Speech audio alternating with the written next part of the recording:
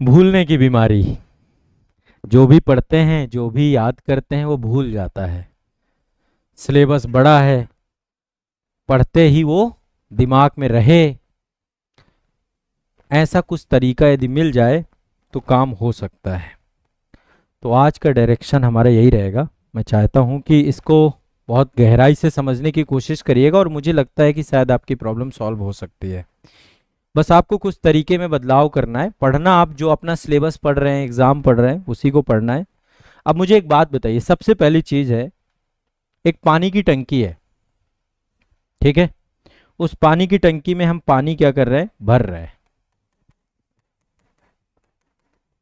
नीचे से पाइप गई, ऊपर से पानी भरा जा रहा है, लेकिन साथ ही हमने उसका वाल्व भी खोल दिया है नीचे वाला, तो ये पानी नीचे नीचे बहता भी जा रहा है। इसको भरने में समय भी लगेगा, और शायद ये कभी भी फुल नहीं हो पाएगी, क्योंकि जितना पानी नीचे से निकलता ही जा रहा है, भरता जा रहा है, निकलता रहा, जिस स्पीड से ऊपर भर रहा है उसी स्पीड से ये निकलता भी जा रहा है। तो लीकेज है यहाँ पे। कई बार लीकेज एक नहीं, दो लीकेज, एक लीकेज और बना देते हैं, एक लीकेज और बना देते हैं, एक लीकेज और बना देते हैं। आपके साथ भी यही है। आप एक तरफ तो पढ़ रहे हैं, दूसरी तरफ आपका लीकेज हो जा रहा है। आपको रोकना है इस लीकेज को। जब तक ये वाल्व बंद नहीं होंगे तब तक कहानी आपकी बनेगी नहीं। दरअसल आपको कितना समय तक रिटेन करना है, जैसे आज आपने कुछ पढ़ा, वो रुकना चाहिए आपके पास कम से कम 2 से 3 साल, क्योंकि एग्जाम का प्रोसेस इतना ही है आपका। आज की स्टडी काम आएगी 1 साल बाद, जब आप परीक्षा का एग्जाम दोगे। यही है।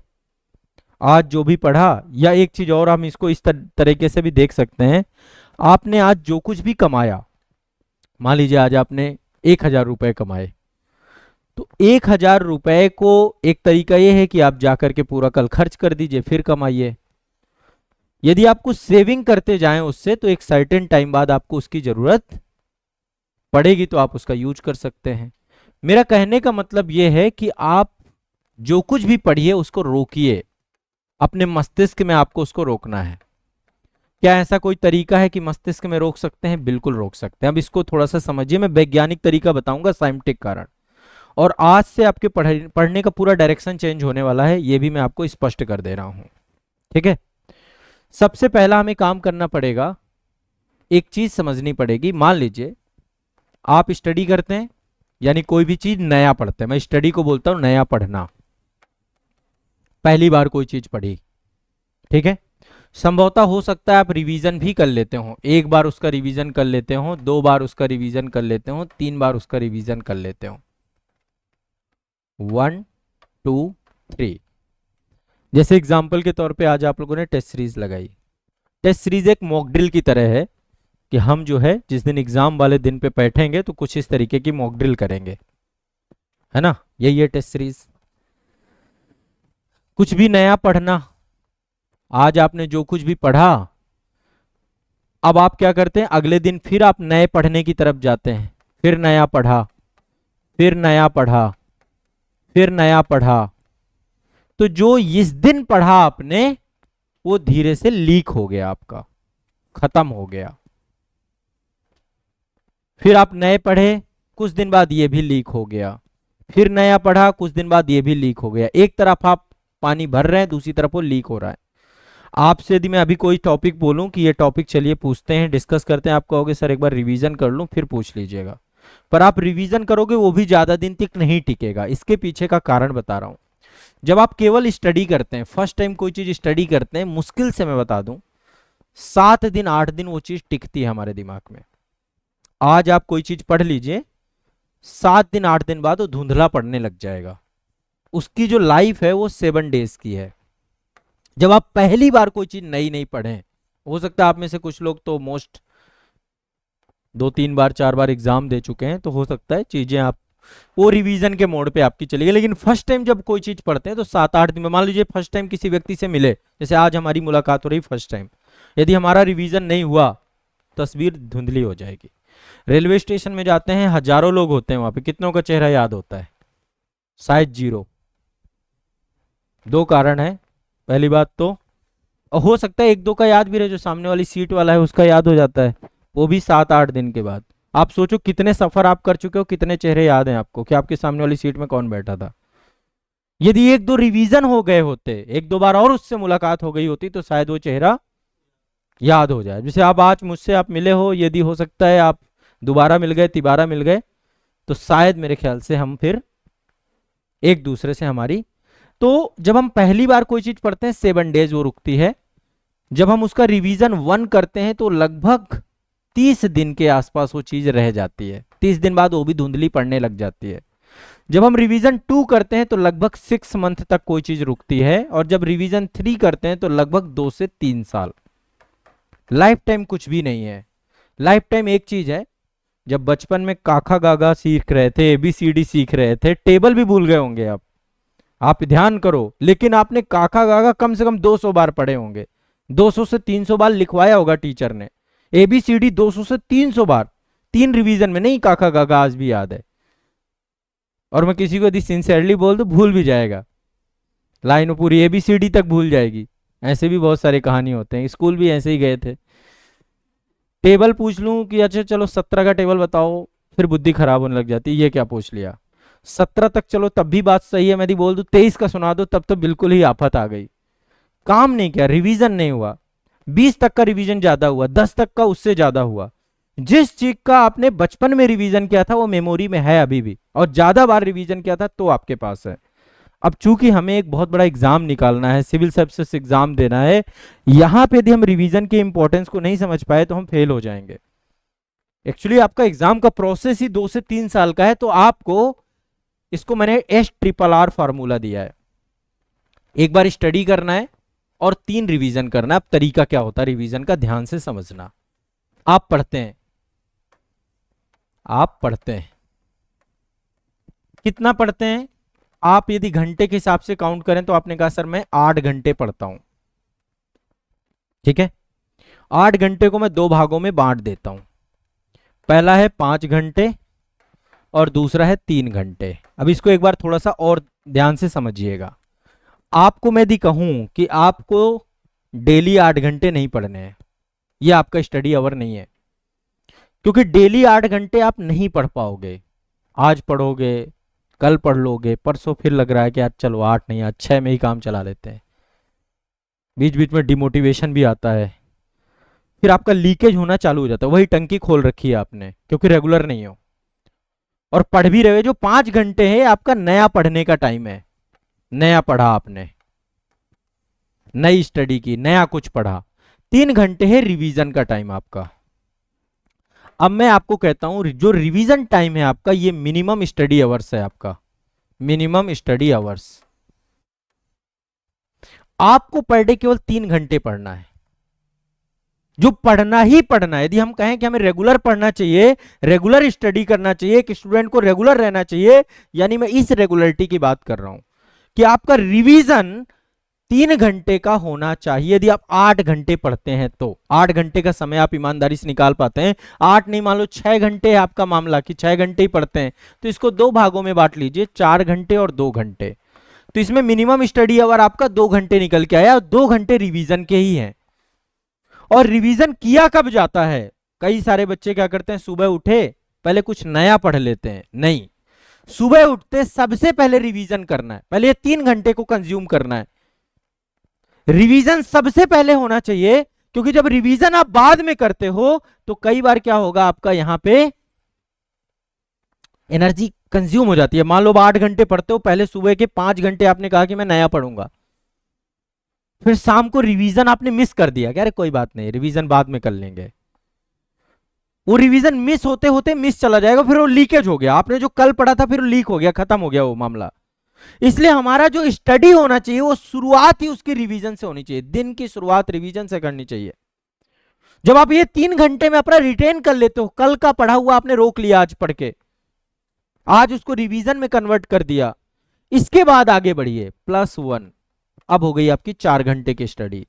+1, ये जो +1 है ये नया पढ़ने का है। मैं कह रहा हूं 5 घंटे ही पढ़िए। आपने क्या किया, 3 घंटे रिवीजन किया, 1 घंटे कुछ नया ऐड किया, 1 घंटे और नया ऐड किया, आप 5 घंटे ही पढ़े, लेकिन पुराना आपके पास रुका हुआ है, पुराना आपका खर्च नहीं हो रहा, पुराना आपका जा नहीं रहा है। हमें पुरानी पूंजी, पुरानी कैपिटल, आप समझिए घर में कोई बीमार हो जाता है, हम सब कुछ छोड़ छाड़ के पहले उसके हेल्थ में लग जाते हैं। क्यों? ताकि वो स्वस्थ हो जाए। जो उन्होंने कमाया है, जो उनकी पूंजी है, वो कैपिटल है। घर पे चोरी हो जाए, फिर हम क्या करते हैं? सीधा पुलिस के बाद कि भाई मेरा पुरानी पूंजी कोई ले गया पूरी की पूरी, पहले इसको रिटेन करते हैं।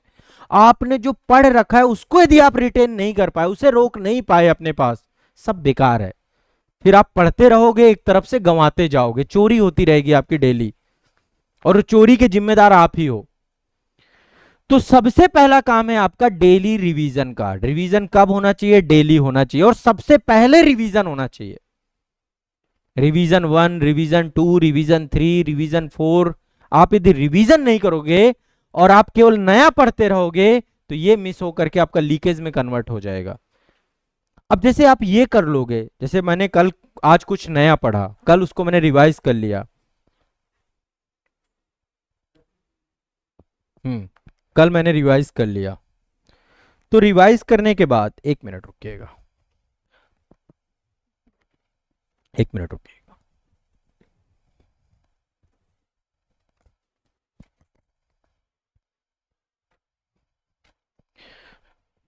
अब आप समझिए, यदि आप रिवाइज कर रहे हैं तो आप चीजों को रोक रहे हैं। आप में कॉन्फिडेंस बूस्ट हो रहा है, आप में आत्मसम्मान बढ़ रहा है, आप में आत्मविश्वास बढ़ रहा है, दोनों चीजें बढ़ रही हैं। आप में कॉन्फिडेंस आ रहा है कि यार मैंने कल ये पढ़ा था, आज मेरा कंफर्म है कि अब मेरे को ये याद हो रहा है। आत्मविश्वास, सेल्फ कॉन्फिडेंस बढ़ रहा है। अब आपने क्या किया? कल जो पढ़ रखा था, नए पढ़ने के चक्कर में कल की लंका लगा दी आपने, कल की पूरी स्टडी खत्म कर दी। इसलिए minimum revision, minimum study hours ये आपके रेगुलर रहने चाहिए। ये किसी हालत में मिस नहीं होना चाहिए। घर में शादी आ जाए, विवाह आ जाए, कोई बीमार पड़ जाए, कुछ भी हो जाए, 8 घंटे नहीं पढ़ना, मिनिमम 3 घंटे तो पढ़ना ही पढ़ना है, और मेरा रिवीजन का टाइम पीरियड है। कुछ भी कंडीशन में यदि आप ये करना चालू कर दोगे तो एक तो पुराना लीकेज आपका रुक जाएगा। लीकेज नहीं होगा, ये मैं आपको लिख के दे रहा हूं। आप रेगुलर पर्सन भी हो जाओगे। अब आपका प्रेशर भी कम हो जाएगा। 8 घंटे का प्रेशर ही नहीं है भाई आपके पास, आगे के आवर्स आपको ऐड करने के हैं। एक समय ऐसा आएगा, देखिए हमें कुछ नहीं करना है। रिवीजन कितनी बार करना है? 3 बार। एक बार स्टडी किया, नया पढ़ा, R1 किया, R2 किया, R3 किया। अब देखो मैं आज आपको अपनी कुछ किताबें दिखाता हूं। ये RO के पर्पस से भी हैं, PCS के पर्पस से भी हैं, IAS के पर्पस से हैं, मल्टीपल बुक्स हैं इसमें। पहले तो ये किताबें अभी शॉर्ट लिस्टेड हैं, सब रेडी हो रही हैं, बन रही हैं, इन पे काम अभी मैं कर रहा हूँ। जैसे लाइक देखो ये किताबें हैं, है ना, इन सब पे सब काम जो हुआ है ना, ये किया गया है। IAS के लिए मैंने अलग कर रखा है, उसके लिए अलग बुक्स हैं, सारी चीज़ें हैं। ये मेरी बुक्स हैं, जैसे मान लीजिए। अब हर बुक की अपनी एक खासियत है, इसमें टॉपिक शॉर्ट लिस्टेड हैं, पता है। टेक्स्ट टू टेक्स्ट टेक्निक मैं अलग से बताता हूँ कि कैसे आपको पढ़ने का तरीका क्या होता है। इनमें आप देखेंगे R1 R2 ऐसे करके लिखा होगा, R1 R1 R1 R2, है ना। कुछ जगहों में R3 भी हो चुका होगा, रिवीजन 1 रिवीजन 2। और इसमें जो टॉपिक लिखे हुए हैं, जैसे इनमें सब में लिखा हुआ है R1 R2, एक बार रिवीजन हो चुका है, 2 बार रिवीजन हो चुका है। एग्जाम में कौन से कहाँ से, जैसे यूपी PCS प्री 2023 में यहाँ से पूछा गया है, इस टाइप में यहाँ पे आइडेंटिफाइड है क्वेश्चन। ये यहाँ से ये क्वेश्चन आया है, यहाँ से क्वेश्चन आया है, और इस बुक में हर चीज का R1 R2 R3 मुझे पता है, मैंने स्टडी कर रखी है। मुझे R1 करना, R2 करना, R3 करना है। ऐसे करके आप देखोगे ये पूरी कहानी। ऐसी बहुत किताबें हैं, मतलब आप मेरे से देखोगे मैं हर किताब को इस कंडीशन में लाके खड़ा कर देता हूँ। यदि मुझे नोट्स बनाने होते हैं तो मैं अपनी खुद की जो इनसे सीखा उसको मैं खुद लिखता हूं। पर यदि मुझे पढ़ना है तो इन किताबों में पता है मुझे कि इस पेज में, इस चैप्टर में, यहाँ पे ये कंटेंट आपका इस एग्जाम के लिए इंपॉर्टेंस है। ये PCS के लिए जैसे किताबों को अभी मैं वर्क कर रहा हूं इसमें पहली बार कि अच्छा ये किताब उपयोगी है कि नहीं है, ये उपयोग काम की है कि नहीं है, इससे क्वेश्चन निकल सकते नहीं निकल सकते। कब होगा? जब आप प्रीवियस ईयर क्वेश्चन पेपर के साथ काम करें, और काम करने के बाद आप उसको पढ़ें। पढ़ने के बाद इसमें भी देखेंगे R1 R2, रिवीजन 1 हो चुका है, रिवीजन 2 हो गया, अभी रिवीजन 3 इसका पेंडिंग है। उसका एक टाइमिंग है कि उस टाइमिंग पे वो भी हो जाएगा। तो ये तब होगा जब आप डेली बेसिस पे रिवीजन करोगे। लीकेज नहीं होगा, याद बहुत जल्दी होगा। 3 रिवीजन के बाद चीजें आपके दिमाग में रुक जाती हैं, आपकी भूलने की समस्या का समाधान हो जाता है, क्योंकि चीज आपके पास 2 से 3 साल तक रुक गई। जब तक आप ये नहीं करोगे तो पढ़ने भर से क्या होगा बताओ। भूलना फिर बीमारी लगेगी। भूलना जरूरी है। हमारा ब्रेन यदि चीजों को भूले ना तो सोचो क्या हो जाए, पागल हो जाओगे आप। भूलना एक बहुत अच्छी आदत है, लेकिन काम की चीज आपके दिमाग में रहे उसके लिए रिवीजन आपको करना पड़ेगा आदतों को। अभी जैसे आपकी बॉडी को पता है कि खाना कैसे खाना है, क्यों? सांस कैसे लेना आपकी बॉडी को सीखना नहीं पड़ता, क्योंकि आप डेली रिवीजन कर रहे हो, हर सेकंड रिवीजन चल रहा है सांस लेने का। खाना खाने का रिवीजन करते हो, सोने का रिवीजन करते हो डेली। बॉडी को पता है सोते ही नींद आ गई, क्योंकि रिवीजन हो रहा है उस चीज का। जिस चीज का रिवीजन नहीं कर रहे हो वो चीज नहीं आपको आ रही है। यही चीज पढ़ने में अप्लाई करना, आप रिवीजन करिए उसका, ज्यादा नहीं, सिर्फ 3 रिवीजन पढ़िए। Revision 1, revision 2, revision 3। अब इसमें कुछ डाउट हो अभी यहां तक तो कुछ बताओ, किसी को कोई डाउट हो, कुछ पूछना हो, इसमें कोई दुविधा हो? समझ में आ रही मेरी बात? पहली बात, अपना मिनिमम स्टडी आवर काउंट रखो। और मिनिमम स्टडी आवर का मतलब है रिवीजन आवर, ये होना ही चाहिए। दिमाग से हटा दो 7 घंटे, 8 घंटे, 10 घंटे, 15 घंटे पढ़ना है आपको।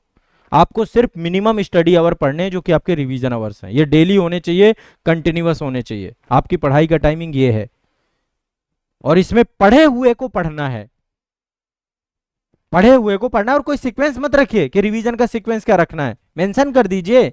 अब आप ये बताइए, मैं इसको अभी तीसरी बार पढ़ लेता हूं, यहाँ पे R3 लिख के छोड़ दूंगा, खत्म बात, मेरा ये कंप्लीट हो गया। बस ये कोशिश करिए कि 24 घंटे में पहला रिवीजन हो जाए। आज मैंने कुछ पढ़ा उसे 24 के आवर्स के अंदर अंदर कर लूं, 7 दिन के बाद उसको दोबारा पढ़ लूं, और 30 दिन के अंदर अंदर उसे तिबारा पढ़ लूं, खत्म बात, इनफ। वो टॉपिक मेरा हो गया अपना। अब वो टॉपिक मेरे साथ रहेगा परीक्षा तक। 1 महीने के अंदर अंदर रिवीजन 1, रिवीजन 2, रिवीजन 3 किसी भी टॉपिक के कंप्लीट हो जाए, यदि आपके इस डायरेक्शन पे आप चलें, तब तो कोई दिक्कत ही नहीं। तब तो आप सही डायरेक्शन पे चल रहे हैं, आपको चीजें याद हो रही हैं। नहीं एग्जाम में जाओगे रिकॉल नहीं कर पाओगे, वहां पे फैक्ट बहुत बड़ा लगेगा, वहां पे चीजें छोटी छोटी आपको, फिर वहीं पे आपके मार्क्स कटेंगे, 2-4 नंबर से रह जाओगे हर बार। हमें कट ऑफ पे काम नहीं करना, हमें कट ऑफ से प्लस 10 नंबर। कट ऑफ जा रही है यदि 100, तो हमें 110 पे काम करना है। प्लस 10 आप जब रहोगे, तब जाके आपकी प्रिपरेशन सिलेक्शन वाली होगी। हम क्या करते हैं, दिमाग में कट ऑफ चलती है, अच्छा कट ऑफ 87 गई, ठीक है 87 के आसपास, नहीं भाई 97 की तैयारी करो, 97 पे अपने स्कोर को लेकर आओ। टेस्ट सीरीज में आपका ये स्कोर यदि बन रहा है, तब तो आप सेफ जोन में हो, अन्यथा आप लटक जाओगे। 2-4 नंबर से ही लटकोगे, लेकिन लटक जाओगे। और सारा खेल है लैक ऑफ रिवीजन का। बच्चे को एग्जाम पे जाके लगता है कि देखा देखा सा है, सुना सुना सा है, मैंने इसे पढ़ा भी था, बस मैं कर नहीं पा रहा हूं। सारा खेल एक ही चीज का है, परीक्षा वाले दिन क्या करोगे।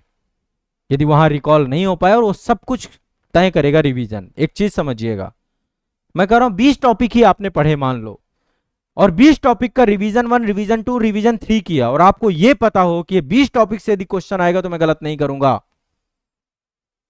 भाई 21वां कोई टॉपिक पूछ ले तब तो कोई बात नहीं, भाई वो तो हमने पढ़ा ही नहीं, उसका मैंने रिवीजन किया ही नहीं, मेरे को मतलब ही नहीं है। लेकिन ये 20 टॉपिक सर मैं दे रहा हूं, इनमें से कुछ पूछना हो पूछ लीजिए, मैंने बढ़िया से तैयार कर रखा है।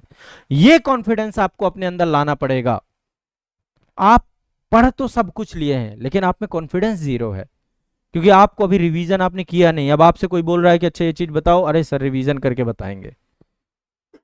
चीजों को अपना बनाओ ना, अपना हिस्सा बनाओ ना, अपने ब्रेन में उसको बिल्कुल पूरी तरीके से कट पेस्ट कर लो। ये किताब किताब ना रह जाए, आपके दिमाग में छप जाए। और तभी पॉसिबल है जब आप उसका कम से कम 3 बार रिवीजन करोगे। एक बार पढ़ोगे, 3 बार रिवीजन करोगे, ब्रेन को पर्याप्त। बस 2 ही साल तो चाहिए हमें, 2 साल ही तो कंटेंट को रोकना है अपने ब्रेन पे, 2 से 3 साल बस इनफ है। इसलिए रिवीजन पे काम करना है, और मैं चाहता हूं कि इसमें यदि कहीं भी दिक्कत आती है, अभी करो प्रैक्टिकली। सबसे पहली चीज है प्रैक्टिकल कर पाओ आप। ये आइडिया जो मैंने आपको थ्रो किया है, यदि आप इसको प्रैक्टिकल, पहली बात तो मिनिमम 3 घंटे का रिवीजन, और सबसे पहले होना चाहिए। यदि ये पहले नहीं होगा, इसको यदि आपने बाद में डाल दिया, तो बाद की एनर्जी मुझे नहीं पता। शाम की एनर्जी बहुत लो एनर्जी होती है, मॉर्निंग की एनर्जी बहुत फ्रेश एनर्जी होती है। तो रिवीजन आपको सुबह करना चाहिए।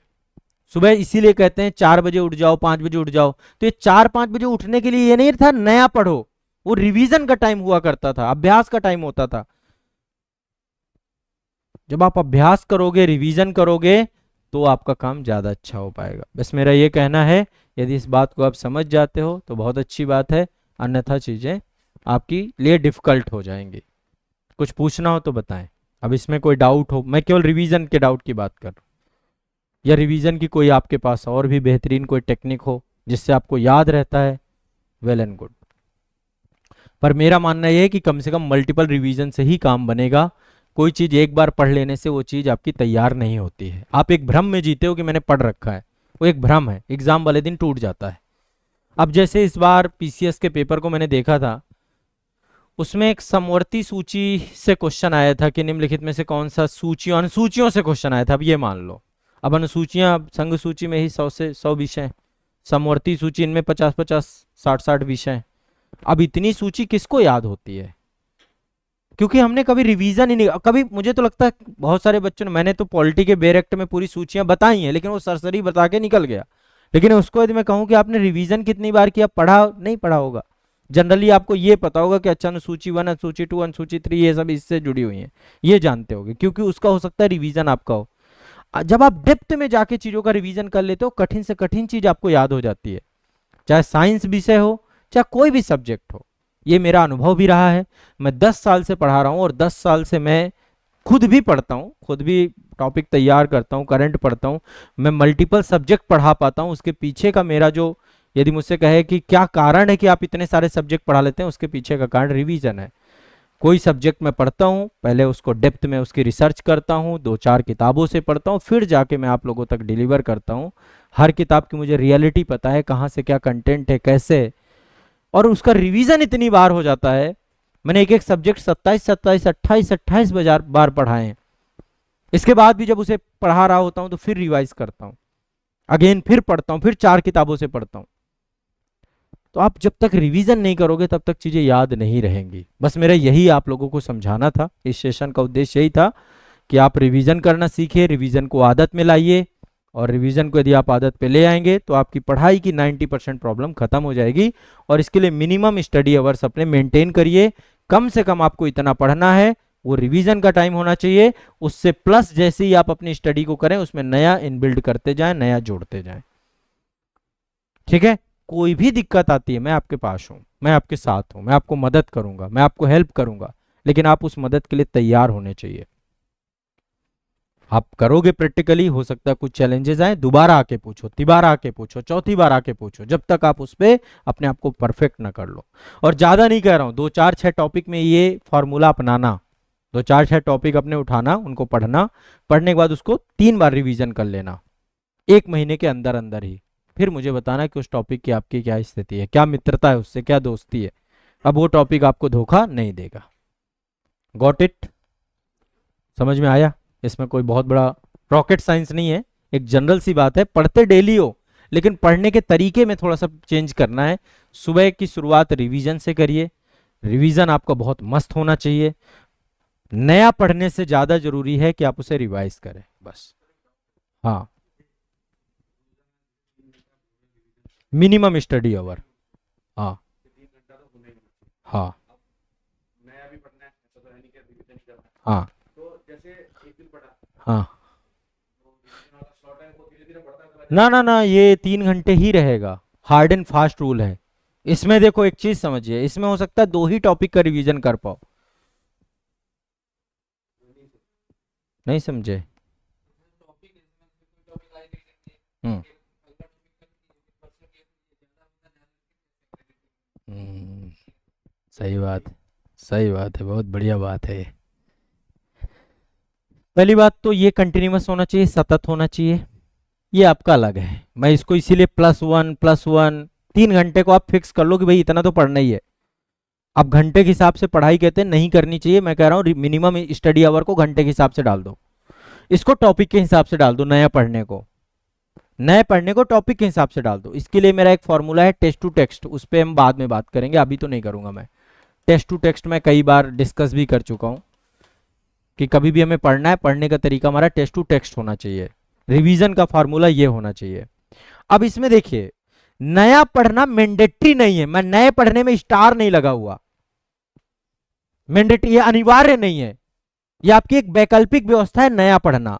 रिवीजन करना आपका स्टार लगा हुआ है यहाँ पे, ये आपको करना ही है। मैंडेटरी है। एक दिन ये मिस हो जाए चलेगा, पर ये मिस एक भी दिन नहीं होना चाहिए, क्योंकि इससे आपकी पूंजी सिक्योर रहेगी, आपकी कैपिटल सिक्योर रहेगी, आपकी कल की मेहनत सुरक्षित रहेगी यहां पे। ठीक है। अब मान लीजिए, अब ध्यान से समझते हैं, आज मेरा पहला दिन है टुडे, मैं अब आप इसको प्रैक्टिकली बताता हूं। टुडे आपने एक टॉपिक, एक नहीं मान लो 5 टॉपिक आज आपने पढ़े, ठीक है, 5 टॉपिक आज आपने पढ़े। अगला दिन आया, अगला दिन आपका 2 भागों में बट गया, पहला है आपका रिवीजन और दूसरा है आपका स्टडी। अब 5 में से हो सकता है 3 टॉपिक ही आपने रिवीजन कर पाए। अगले दिन जब आप रिवीजन में आए, 3 घंटे के रिवीजन में टाइम कम लगता है, R1 में रिवीजन में टाइम कम लगता है, नया पढ़ने में टाइम ज्यादा लगता है। नया क्योंकि पहली बार पढ़ रहे हो तो आपको उसको समझ रहे हो, ब्रेन में पहली बार फॉर्मेट क्रिएट हो रहा है। दोबारा जब वो चीज पढ़ोगे तो थोड़ा सा टाइम कम लगेगा, तिबारा जब कोई चीज पढ़ोगे और कम समय लगेगा, चौथी बार जब कोई चीज पढ़ोगे तब तो बस आंखों से ऐसे निकला, खत्म मामला। ये भी कंडीशन आएगी आपके। रिवीजन का मतलब ये नहीं है कि सेम टाइम लगेगा, यदि सेम टाइम लग रहा है फिर क्या मतलब आपका पढ़ने का। आप मेरे को अब बताओ कि भाई इस टॉपिक में ये वाला टॉपिक पढ़ना है, मान लो सस्टेनेबल डेवलपमेंट है, तो पहली बार जो मैंने पढ़ा था वो दोबारा पढ़ने में उतना टाइम लग रहा है, तब तो फिर मेरा फिर पढ़ाई का कोई मतलब नहीं है। मैंने यहाँ पे नोट्स भी बनाए हैं, बीच बीच में यहाँ पे परिभाषा कहाँ पे कौन कौन से कीवर्ड हैं वो भी यहाँ पे इंडिकेट किया, हाइलाइटर भी चलाया है। तो पहली बार में आपका जब आप पढ़ोगे तो टाइम आपका रिवीजन में शॉर्ट हो जाएगा। हो सकता है 3 घंटे में 5 के 5 टॉपिक भी निपटा दो, ऐसा भी पॉसिबिलिटी होनी चाहिए। रिवीजन ज्यादा टाइम टेकिंग प्रोसेस नहीं है, तभी मैंने इसको 2 भागों में बांटा, 3 घंटा 5 घंटा, यदि आइडियली आप 8 घंटे भी पढ़ते हैं तो। अब यहां पे आप पढ़िए 3, मतलब 2 टॉपिक आपके रिमेनिंग हो गए, 2 टॉपिक अब आपने, अब देखिए ये पहला दिन है, ये दूसरा दिन है आपका। यहाँ पे 3 टॉपिक पढ़े, नए टॉपिक, अब जैसे ही आपका 3 घंटा खत्म, ये वाला काम कंप्लीट हो गया। अब आगे है यहाँ पे +2, 2 टॉपिक और प्लस कर दिया आपने, 2 टॉपिक और आपने पढ़ लिए, ठीक है। अब आपके पास 4 टॉपिक पेंडिंग हो गए, पिछले 2 टॉपिक रिवीजन करने के लिए। 3 टॉपिक भाई 5 पढ़े थे, 5 में से रिवीजन में 3 यहाँ पे निपट गए, और रिवीजन में भी ये R1 हुआ, इनका रिवीजन 1 ही हुआ इन टॉपिक का, इनका R2 भी करना है, R3 भी करना है। फिर आगे बढ़े, तीसरे दिन पे गए आप। तीसरे दिन में देखना यहां टाइम लगेगा, जब आप नया चीज पहली बार पढ़ोगे कोई चीज, ये टाइम टेकिंग प्रोसेस है। जब नई बार नया चीज, ऐसा कोई चीज है, कोई सब्जेक्ट है जो आपने अभी तक पढ़ा ना हो, जैसे विज्ञान एवं प्रौद्योगिकी का कोई सब्जेक्ट, कोई टॉपिक बताऊं क्या मैं आप लोगों को, कि जो आज तक आपने पढ़ा ही ना हो, कि पढ़ डाला है सब कुछ। आप एक ऐसे एस्पिरेंट बन चुके हैं जिसने सिलेबस का कोना कोना, हाँ, या इथिक्स का मैं कोई टॉपिक बताऊं, इथिक्स तो पढ़ ली होगी आप लोगों ने, या फिर मैं सोशल जस्टिस का या गवर्नेंस का, या फिर मैं कोई ऐसा टॉपिक लेकर आऊं, या फिजिकल ज्योग्राफी का ले आऊं, जहां पे आप आज पहुंचे ना हो, अंधेरे कोने में पड़ा हो किसी बंद बस्ते में, सिलेबस के एक हिस्से में। ऐसे बहुत सारे टॉपिक होंगे जो ब्लैक डार्क एरिया में पड़े होंगे आपके, आपने आज तक। अच्छा, एक रुचि का भी संबंध है, कोई सब्जेक्ट में आपकी रुचि ही नहीं है, ये भी स्थिति रहती है। कुछ बच्चे होते हैं वो हिस्ट्री हिस्ट्री ही बिल्कुल सब कुछ समझ लेते हैं, UPSC equal to history, RO equal to history, polity, geography, वो ज्योग्राफी की मैपिंग के 4 मैपिंग करके लगता है ऑप्शनल ही रख लेता हूं इसको। अब ये इतना बढ़िया सब्जेक्ट है, मस्त है, नदियां यहां से निकल रही हैं वहां पे मिल रही, बस ये ऑप्शनल है मेरा बात से। ऑप्शनल का सिलेबस नहीं देखते वो, ज्योग्राफी ऑप्शनल लेके भाई कैसे चूज कर ले सर, मजा बहुत आता है ऑप्शनल इसको देखने में। एक्चुअल में जब आप पूरे सिलेबस को जाओगे, पीवाईक्यू देखोगे, तब आपको आइडिया लगेगा कि एक्चुअल में है क्या। करंट अफेयर्स डेली नया ही बन रहा है, कोई भी एक टॉपिक जो बन रहा है वो बिल्कुल अपने आप में नया ही है। अभी वक्फ संशोधन बिल, आपका वक्फ बोर्ड पे बिल आया, अब वो टॉपिक आपको प्रिपेयर करना है।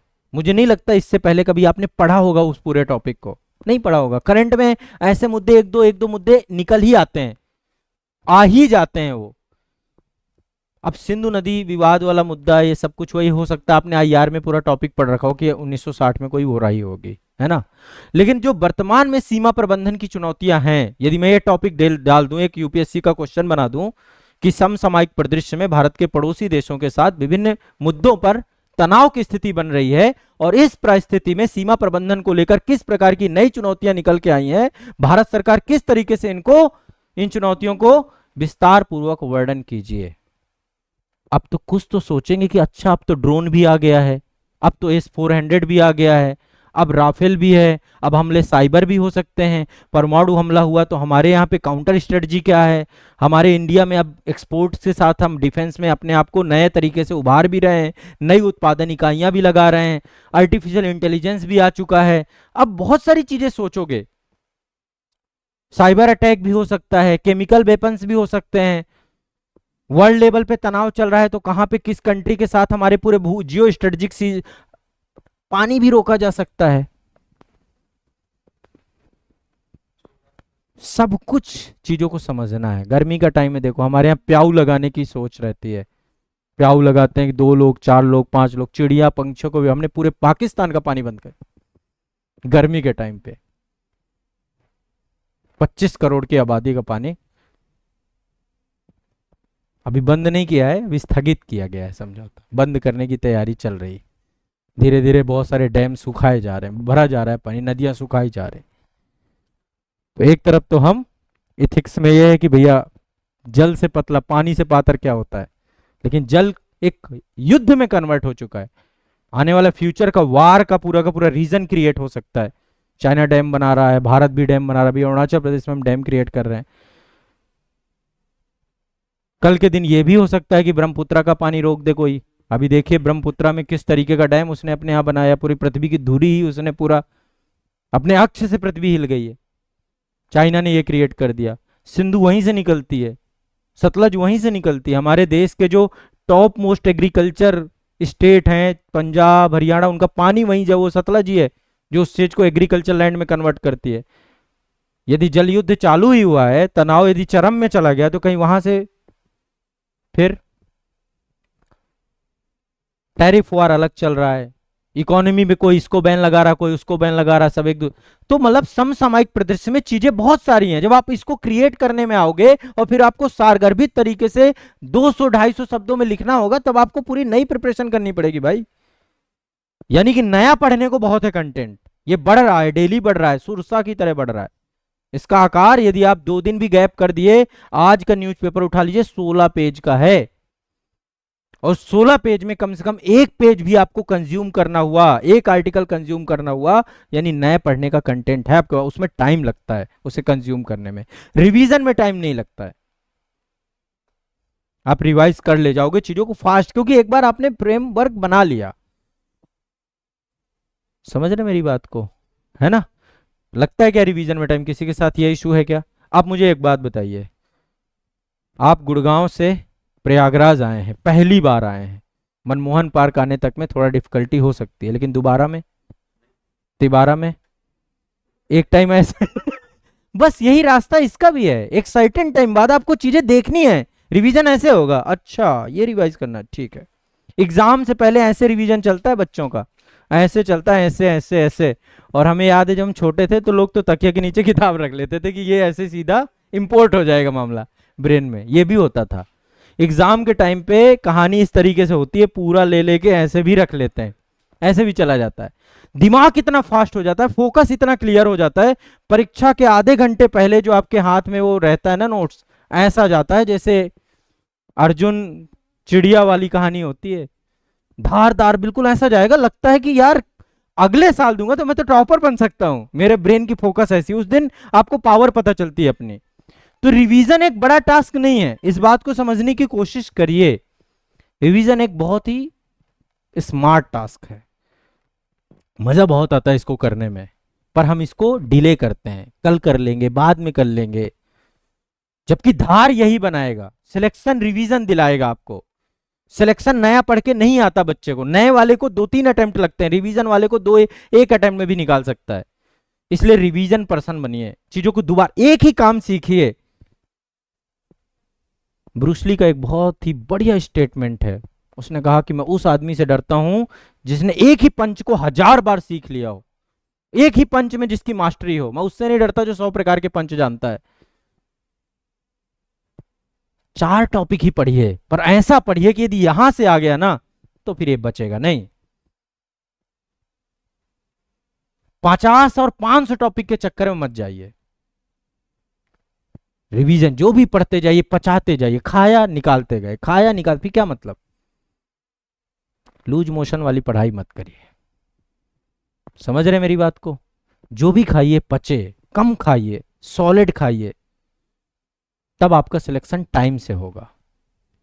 आपके सिलेक्शन का सबसे बड़ा बाधक बनेगा रिवीजन। आपके कॉन्फिडेंस लो होने का सबसे बड़ा बाधक बनेगा रिवीजन। आप कहते हैं मेंस आंसर राइटिंग सर हमें आती नहीं, आपको आता ही नहीं है इसलिए आप लिख नहीं पा रहे हो। आपको कोई टॉपिक आता हो, कैसे नहीं लिख पाओगे भाई? आपके दिमाग में सब कुछ हो उसके बारे में, कैसे नहीं लिख पाओगे? हाथ ही तो चलाना है। लिख इसलिए नहीं पा रहे हो क्योंकि आता नहीं उसके बारे में, ब्लैंक हो गया आपका दिमाग। कभी एक बार धोखे से पढ़ लिए थे, फिर दोबारा रिवीजन नहीं किए, फिर करो सर मैं तो पूरा सब ब्लैंक हो गया। रिहर्सल, जब रिहर्सल करोगे तो बहुत स्ट्रांग बनोगे।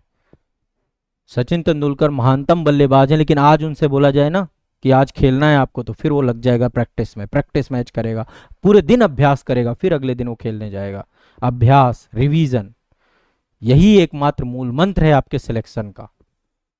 यदि आपको चयनित होना है, रिवीजन करना पड़ेगा। नहीं चयनित होना है तो मत करो, नया पढ़ो। फिर नया पढ़ के आप अपने आप को सिलेक्शन से दूर करते हो, रिवीजन करके आप अपने आप को सिलेक्शन से नजदीक ले जाते हो। कम खाओ पर अच्छा खाओ। शायद मेरी बात से कुछ आप सहमत हो गए होंगे। दूसरा क्वेश्चन, हाँ तो यहां पे मेरी बात थी, बस ये सतत चलना चाहिए। अब आप ये भूल जाओ कि एक दिन में सब कुछ होगा। जब आप सतत होते हो, नदी बहती रहती है, बहती रहती, बहती रहती, समंदर तक पहुंच जाती है। रिवीजन डेली होना चाहिए। नए पढ़ना, आपके साथ पढ़ाई में हो क्या रहा है? 4 दिन पढ़ते हो, 5वें दिन मोटिवेशन चाहिए होता है, दिमाग तनाव में है, टेंशन में आ गए, फिर आपको मन नहीं कर रहा, आज नहीं कल पढ़ लेंगे। यहां मैं कर रहा हूं रेगुलर, ये 3 घंटे आपके रेगुलर हो जाने चाहिए अब आपके लाइफ में, जब तक सिलेक्शन नहीं होता है। बाकी से मुझे कोई मतलब नहीं है। साइड में रखो अपने 8 घंटे। वो 12 घंटे वालों को तो सैल्यूट मार दो सीधा कि भाई तुम तो बहुत खतरनाक प्राणी हो गए। पर मैं आपको मंत्र दे रहा हूं, आपको 3 घंटे ही पढ़ना है, पर रेगुलर पढ़ना। ये आपकी रेगुलरिटी का मूल मंत्र है। यदि आप इसे रेगुलर कर ले गए, फिर आपको कौन आपको रोक लेगा बताओ? आपसे क्वेश्चन डरेगा। आप सोचिए कितनी चीजों को आपने 3 बार रिवाइज किया है। मुश्किल से 4, 6, 5, 10 या 15 टॉपिक आपके दिमाग में आएंगे। आपने ऐसा कोई टॉपिक क्रिएट ही नहीं किया जिसको आपने 3-4 बार रिवाइज किया हो। आप इस बात को बैठ के सोचो। करंट अफेयर्स की एक मैगजीन भी उठाते हो ना, एक बार पढ़ लिया, मुश्किल से दोबारा पढ़ लिया, हाँ दोबारा भी नहीं हो पाता है। उसके पीछे आपकी टेक्निक क्यों? आपको नया पढ़ना है डेली। मैं अब आपको कह क्या रहा हूं, 4 ही पन्ने पढ़ के जाओ करंट अफेयर्स वाली मैगजीन के, लेकिन उन्हें 4 बार पढ़ के जाओ। फिर उनसे यदि कुछ आके गलत हो गया ना, पॉसिबल ही नहीं है उनसे गलत होगा। इस तरीके से यदि आपने पूरे सिलेबस को तैयार कर लिया, 3 बार पूरे सिलेबस को पढ़ लिया, फिर आपका सिलेक्शन नहीं रुकेगा। ये मैं आपको लिख के दे रहा हूं। सिलेक्शन एक बहुत बड़ा विषय है नहीं, हमने बना दिया है, हमारी तरीकों ने बना दिया है, हमारी स्ट्रेटजी ने बना दिया है, हमारी लापरवाहियों ने बना दिया है।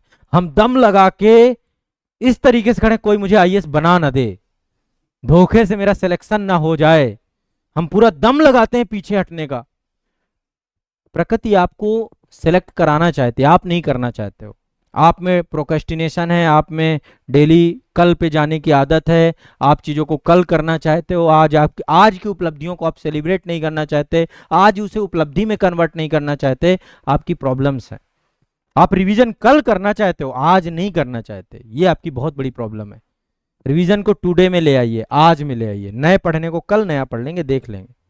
अरे जितना पढ़ रखा हो परीक्षा वाले दिन कम आना है। अब उसे समय रहते हुए रिवाइज नहीं किया गया तो ये तो पूरा चला जाएगा, ये गायब हो जाएगा। फिर क्या करोगे? आपने इसको अभी 7 दिन बाद जैसे ही आपने स्टडी किया, 7 दिन तक रुका, अब आप R1 भूल गए, फिर रिवीजन कर रहे हो 1 महीने बाद, ये तो जीरो हो गया ना भाई, ये तो नील बटे सन्नाटा हो गई ना कहानी यहाँ पे। ये आपका 24 घंटे के अंदर अंदर R1 होना चाहिए, 24 आवर्स। ऐसा रोटेशन क्रिएट करना पड़ेगा आपको। आप नए पढ़ने वाले टॉपिक कम कर दो, पर रिवीजन का आपका सिलेबस ठीक होना चाहिए। R2 आपका जितना भी रहे, R2 आपका कितना होना चाहिए। और जब भी जैसे आप पढ़ रहे हो, पहली बार स्टडी कर रहे हो, प्रॉपर नोट्स बनाओ, प्रॉपर कीवर्ड हाईलाइट करो, उसमें टाइम लगता है, इसलिए 5 घंटे का टाइम वहां पे दे रहा हूं, यहाँ पे टाइम नहीं लगेगा रिवीजन पे। विद इन 7 डेज R2 हो जाना चाहिए और विद इन 30 डेज में R3 हो जाना चाहिए, बस खत्म, वो टॉपिक अब आपका है। अब वो आपको धोखा नहीं देगा। पढ़ा तो था, वो वाली बात नहीं रहेगी कि पढ़ा तो था, देखा देखा सा लग रहा था, ऐसा लग रहा था पूरा पेपर ही आ रहा है, बस मैं कट ऑफ से बाहर हूं। वो इसी कारण से है क्योंकि आपने गलतियां की हैं, रिवीजन पे काम किया ही नहीं, मेहनत बहुत की। अब भी कोई डाउट हो तो बताएं। कम पढ़ना है, ज्यादा के चक्कर में नहीं पढ़ना है, पर सॉलिड पढ़ना है, ठोस पढ़ना है, दिमाग में बैठा के पढ़ना है। ज्यादा खाओगे बेहजमी हो जाएगी, पचा नहीं पाओगे, बीमार पड़ जाओगे।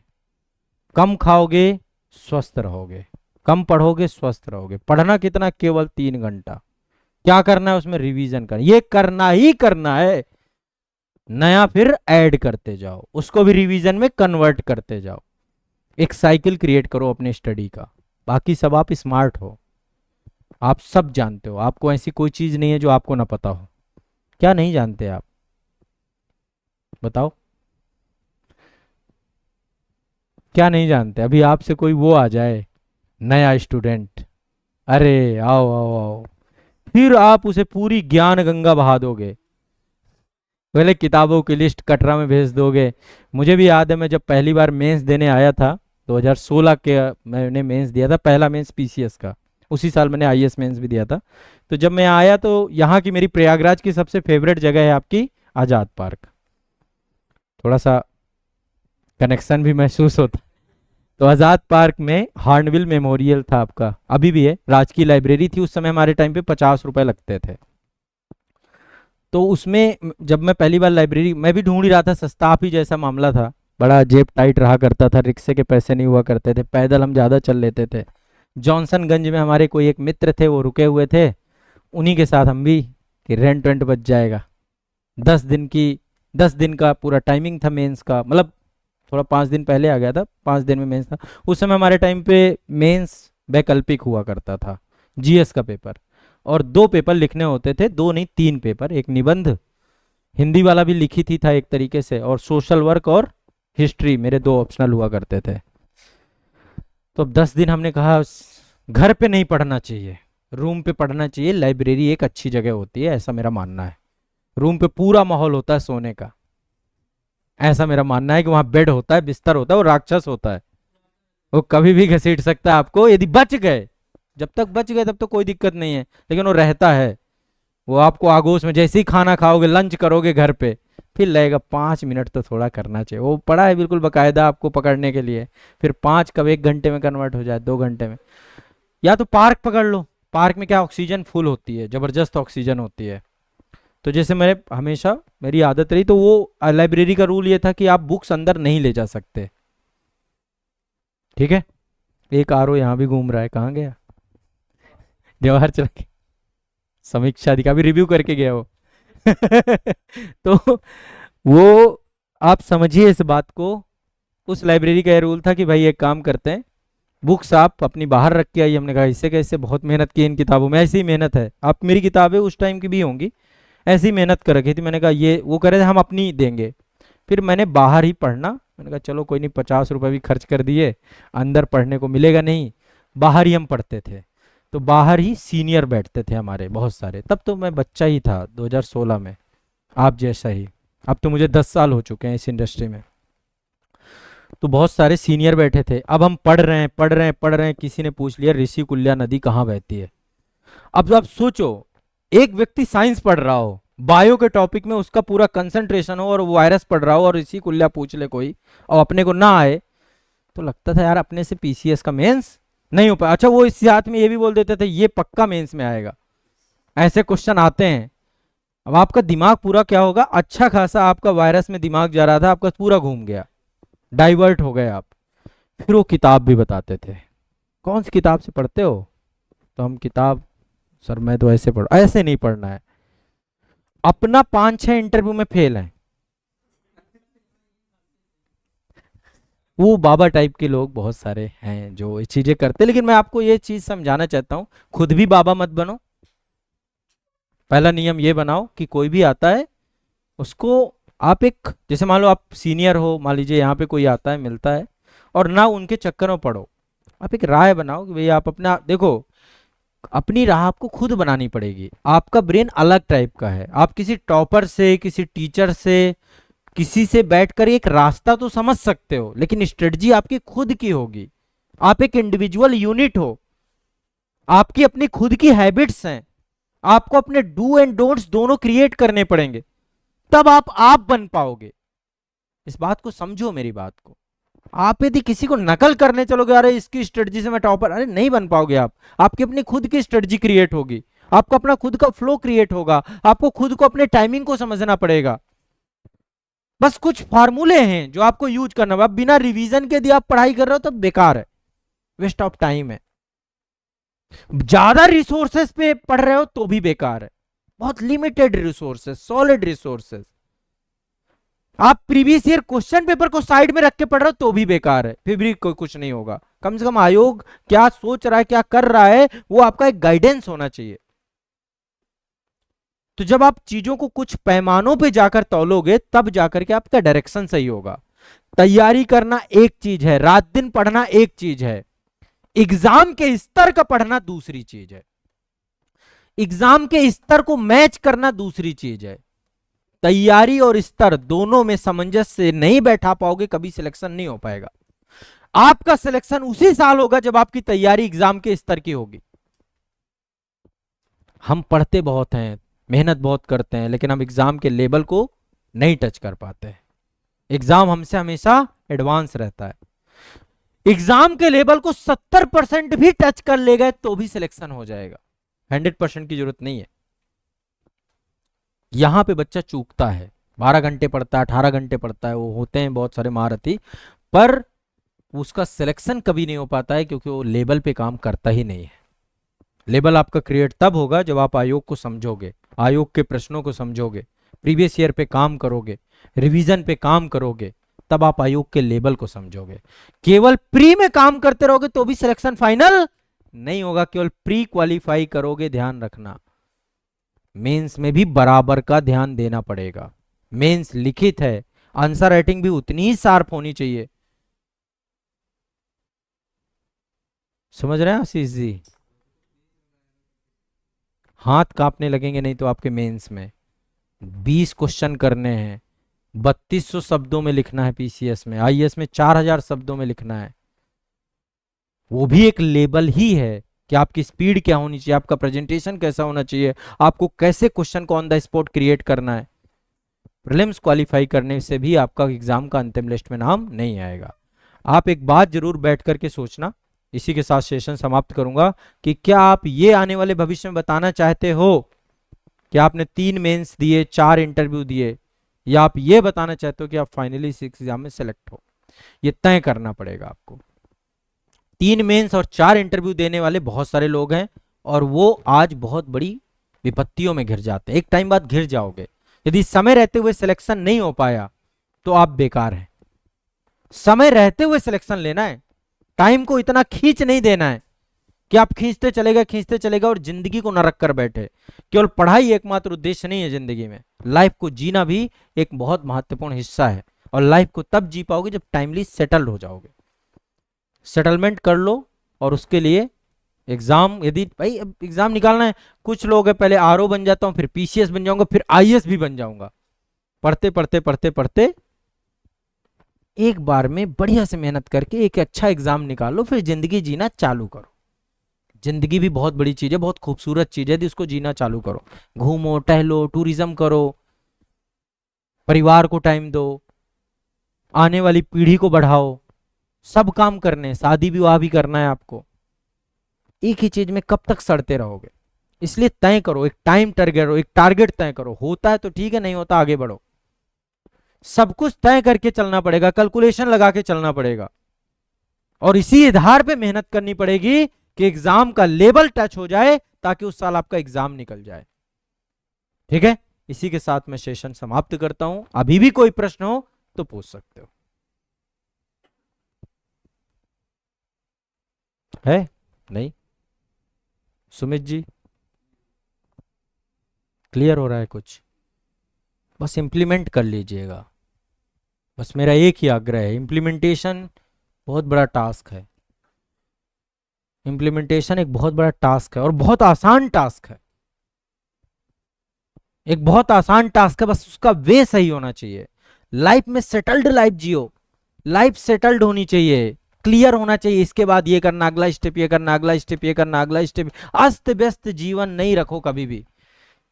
एक सीक्वेंस होना चाहिए फुल डे का, एक टाइमलाइन क्रिएट होनी चाहिए सुबह से लेकर शाम तक की। कुछ भी कर रहे हो जिंदगी में, परिवार है, फैमिली है, सबके परिवार है, सबकी फैमिली है। आपकी यदि शादी हो गई है तो फैमिली में 2-4 मेंबर बढ़ गए हैं। शादी नहीं हुई तो माता पिता तो सबके थे, नहीं तो हम धरती में आते ही कैसे। चाचा ताऊ सबके हैं, हर चीज है हमारे आसपास। उसको डिस्टरबेंस मत मानो, उसे पावर बनाओ अपनी, उसे अपना मोटिवेशन बनाओ। मोटिवेशन ढूंढना चाहते हो, फैमिली में ढूंढो, परिवार में ढूंढो, इधर उधर मत ढूंढो कहीं पे, अपने आप में ढूंढो मोटिवेशन। हर चीज, जो काम आप नहीं कर पा रहे हो यानी उसके पीछे का कारण कमजोर है। एक स्ट्रांग कारण ढूंढो हर चीज को करने के पीछे। जिम जाना है, डेली करना चाहते हो तो उसके पीछे का रीजन बनाओ। इस कारण से ये अचीव करना विद इन 1 मंथ। स्टडी कर रहे हो, उसके पीछे का स्ट्रांग रीजन बनाओ। जब आप एक स्ट्रांग रीजन बनाओगे, मैं फंडामेंटल राइट पढ़ रहा हूं इसलिए पढ़ रहा हूं कि एक भी क्वेश्चन इससे आएगा तो गलत नहीं करूंगा, इस तरीके से पढ़ना है मुझे। यदि ये रीजन बना के पढ़ने लग जाओ, चाहे प्री हो चाहे मेंस हो, अब इसको खा जाऊंगा इस टॉपिक को, तो टॉपिक आपसे छूटेगा क्या? आईएएस का है, चाहे जहां पूछना हो, एफआर से नहीं गलत करूंगा। ये जिद करके पढ़ाई कर लो, एक बार देखो फिर कैसे वो आपका टॉपिक कमजोर बनता है। बढ़िया से नोट्स बना के बढ़िया मस्त करके उसे पढ़ लो।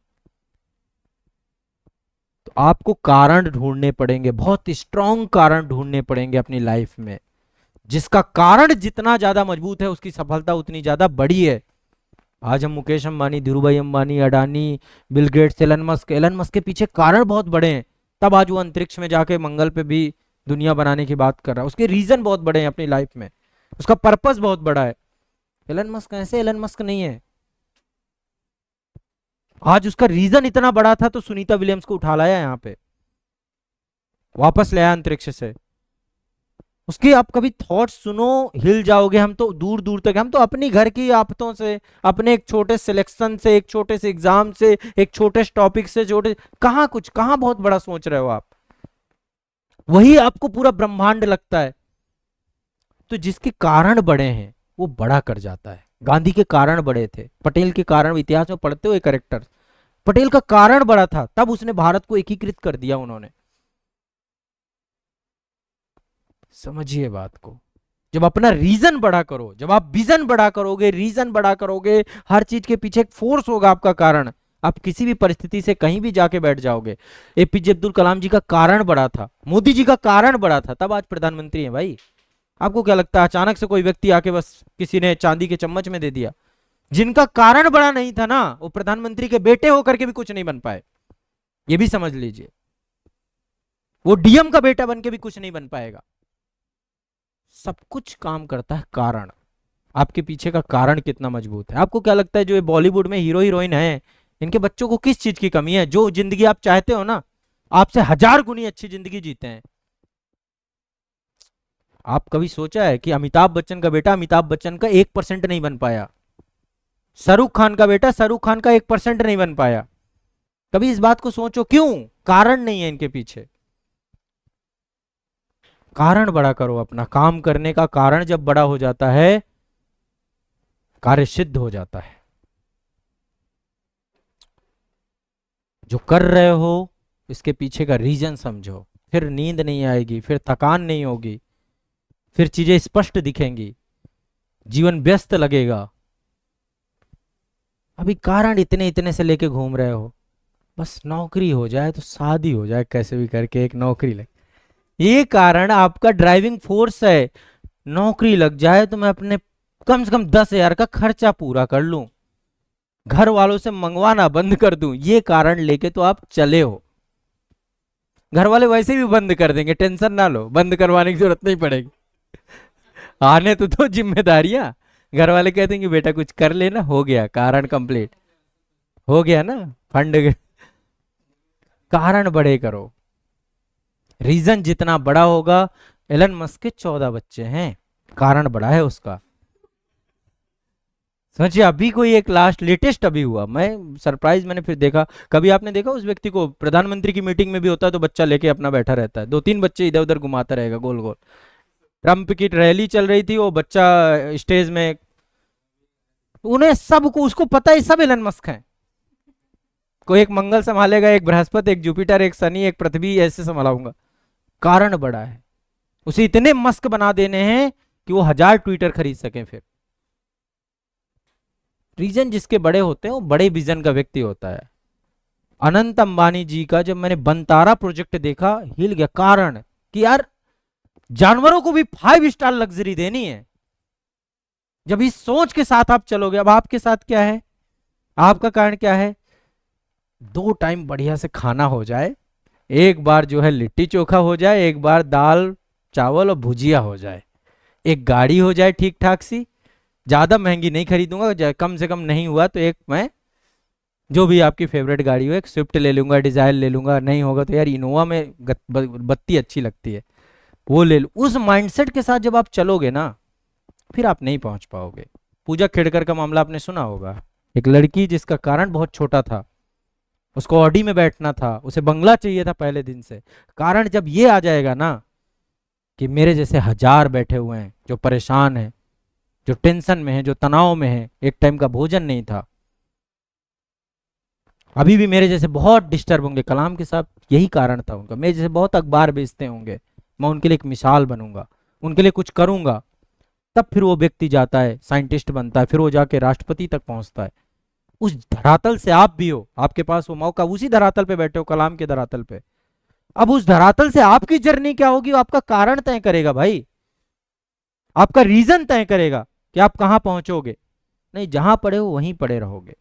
इसलिए अपना कारण बड़ा करो, अपनी सोच बड़ी करो, सेल्फ सेंट्रिक मत रहो, और मेहनत करो।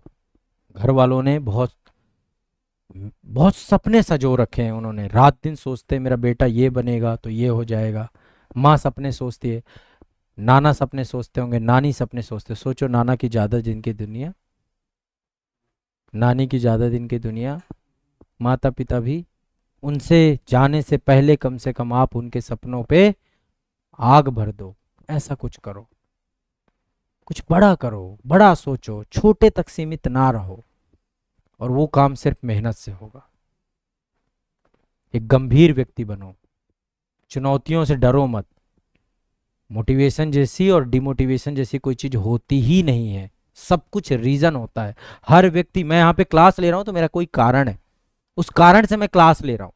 आप यहां बैठे हो तो आपके पीछे भी एक कारण है, एक फोर्स काम कर रही है, पर वो कारण का साइज क्या है, उसका आकार कितना बड़ा है, वो तय करेगा कि मैं कहां पहुंचूंगा, आप कहां पहुंचोगे, बाकी कहां पहुंचेंगे। दशरथ मांझी का केवल कारण बड़ा था, कोई उसे सैलरी नहीं दे रहा था, वो सैलरी के लिए नहीं बैठा था कि कोई आएगा 10,000 रुपए महीना दे जाएगा तुम्हें पहाड़ तोड़ना है। उसका कारण बड़ा था कि इस गांव के लोगों को, मेरी बीबी खत्म हुई है तो वो दोबारा नहीं घटना घटने दूंगा।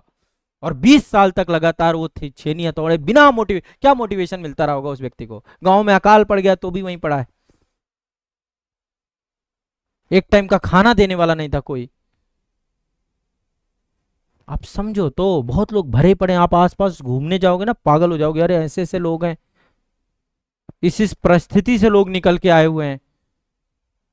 तो सिलेक्शन बहुत बड़ा विषय नहीं है, मुद्दा आपके पास कारण ही छोटे हैं, आप बहुत ओछे कारणों को लेकर के दुनिया में कुछ करने निकले हो। यदि ये कारण के साइज में काम कर लिया जाए, इसके आकार का विस्तार दे दिया जाए, तो हम बहुत कम समय में बहुत कुछ हासिल कर सकते हैं। ऐसी हमारे अंदर क्षमताएं हैं, हमारे जैसे ही लोग करके चले गए।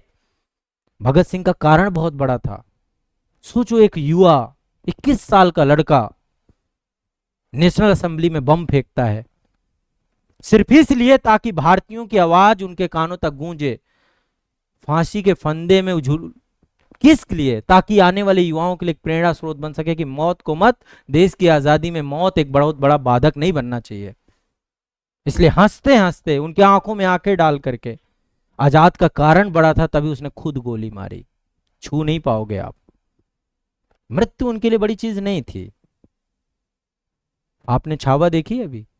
संभाजी महाराज क्या व्यक्तित्व, बोटी बोटी काट के औरंगजेब ने, लेकिन अंतिम समय तक कि मौत से मत डराओ हमें, ये यातनाएं, ये चीजें बहुत सामान्य सी चीजें हैं। तो जो महान व्यक्तित्व थे उनके आगे तो हम, मुझे लगता है कि एक स्कूल के बाहर पढ़ने वाला व्यक्ति डॉक्टर भीमराव अंबेडकर बन चुका है, और आज दुनिया के लिए भगवान है वो। भारत का एक ऐसा संविधान लिख के गए, आसपास के देश फेल हो गए, असफल राष्ट्र घोषित हो गए, लेकिन एक ऐसी मशीनरी बना गए, चाइना भी फेल होता हुआ दिखेगा आपको। आज इतने रेवोल्यूशन चल रहे हैं, पाकिस्तान के 4 ही प्रांत हैं, 4 नहीं संभाले हो रहे। चाइना भी उसी ही बेस पे बना, उसका भी फाउंडेशन वही है, दबा के। हमारे देश के संविधान को एक व्यक्ति ने, ऐसे व्यक्ति ने बनाया जो स्कूल के बाहर पढ़ा है। तो करने वाले बहुत कुछ कर जाते हैं, पर कारण बड़े थे ना उनके। उनको पता था कि जो मेरी सोसाइटी में मैंने झेला है वो दूसरा नहीं बनने दूंगा, दूसरा अंबेडकर की परिस्थितियों वाला व्यक्ति नहीं बनेगा। कारण बड़े करो, कारण ही हैं जो आपको महान बनाएंगे, आपके व्यक्तित्व को ऊंचा करेंगे। अब संभवतः आप मेरी बात समझ रहे होगे। अपने कारणों पे काम करिए, अपने रीजंस पे काम करिए, टुटपुंजिया और छोटी सोच लेकर मत घूमिए,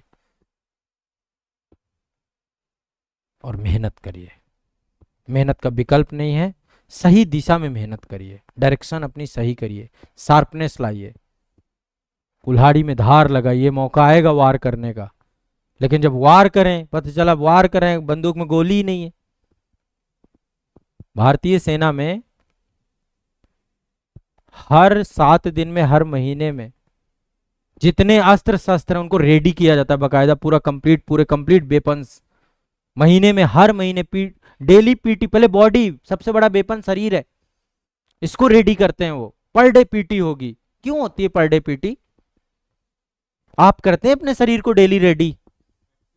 कभी आपने वर्क किया है? जब सबसे बड़ा अस्त्र यही है, सबसे बड़ा अस्त्र ये है, ये वेपन्स है आपका, तो इसको रेडी करोगे ना, इसके हर एक पुर्जे पे काम करोगे ना भाई आप, इसके ब्रेन पे भी काम करोगे। आपको कभी टहलना ही नहीं है, आपको कभी प्राणायाम करना ही नहीं, आपको कभी मेडिटेशन करना ही नहीं, आपको बस मस्त 8 बजे तक सोना है। फिर उठे, चोखा चावल भुजिया बढ़िया मस्त खाए, उसमें अचार, थोड़ा सा मिर्ची, फिर एक नींद मार दी है कि चलो अब कोई नहीं, एक झटका, कहीं भंडारा हो गया तो आनंद ही आ गया, आज बनाना ही नहीं पड़ेगा, खूब कुंभ में भंडारा खाएंगे। अरे मैं भी आप ही जैसा हूं, मैं कौन सा एलियन हूं, मैंने भी ये जीवन जिया है, 6 महीने चोखा चावल में मैंने जिया है।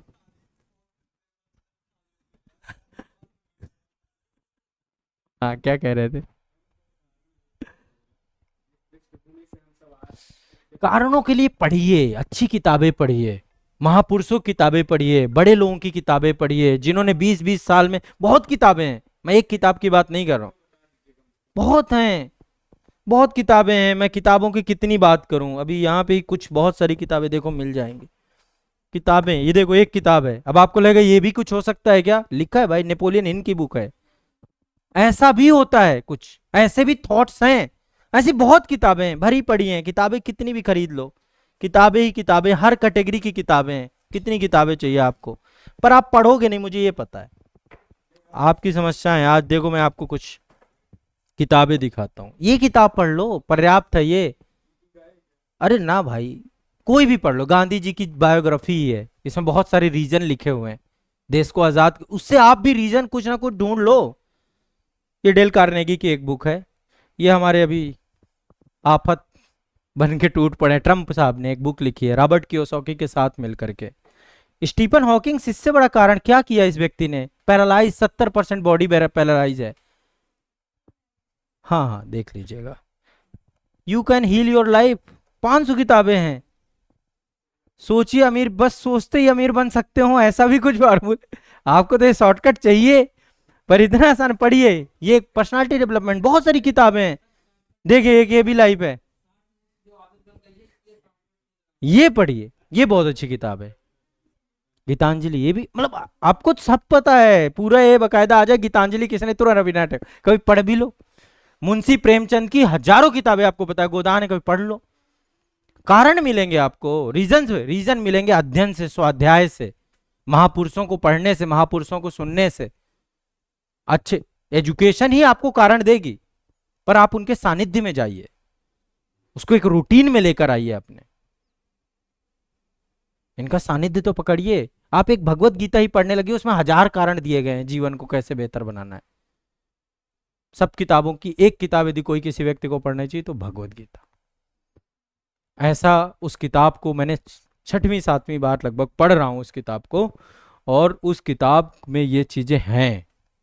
सुपर पावरफुल बुक है वो, उससे पावरफुल किताब कोई है ही नहीं। बट फिर भी पढ़िए, स्वाध्याय करिए। आपके होना चाहिए कि यार कम से कम मैंने 200 किताबें पढ़ डाली, 300 किताबें पढ़ डाली। बहुत सारी ऑडियो बुक्स हैं आज के टाइम पे, इतनी सारी ऑडियो बुक्स हैं, कम से कम ऑडियो बुक से ही बुक पढ़ते जाइए, पढ़िए तो सही। आपको कारण मिलेंगे, कारण बताने वाले लोग हैं, रीजन खोजिए, अपने आसपास समाज सोसाइटी में जाइए, कारण ही कारण भरे पड़े। प्रॉब्लम सॉल्यूशन एक वैज्ञानिक कोई भी इवेंट क्यों कर देता है, एडिसन को क्या मिला था, एक कारण ही था उसके पीछे। फेल होता गया, फेल होता गया, फिर भी लगा रहा पागलों की तरह, क्या उसको वो थी। समझिए बात को। लोगों ने अपनी जॉब छोड़ करके, सुभाष चंद्र बोस ने जॉब छोड़ दिया, जिसके लिए आप लोग पागल हो ना, आईसीएस 4th रैंक, जॉब छोड़ करके कारण मिला, आजाद हिंद फौज तक उस व्यक्ति ने पैरेलल गवर्नमेंट क्रिएट कर दी। जर्मनी गए, वहां पे आजाद हिंद फौज बना दी, यहां बना दी, सिंगापुर में बना दी, भारत पर हमला भी ब्रिटिश सरकार के लिए। तो लोग कारण दिख रहे हैं, आप इतिहास पढ़ते हो, इतिहास के छात्र को कारण ढूंढना है क्या, बहुत सारे लोग पढ़े हैं आपके पास, प्रेरणा स्रोत ढूंढो ना। राजा राम मोहन राय के पास कारण था, एक कारण ने क्या बदल दिया। दयानंद सरस्वती जी के पास कारण था, तो कारण तो भरे पड़े। विवेकानंद जी के पास कारण था, आप भी कारण बड़ा करिए, करना आप ही को पड़ेगा। इस बात को समझिए, पहले आरओ बनिए।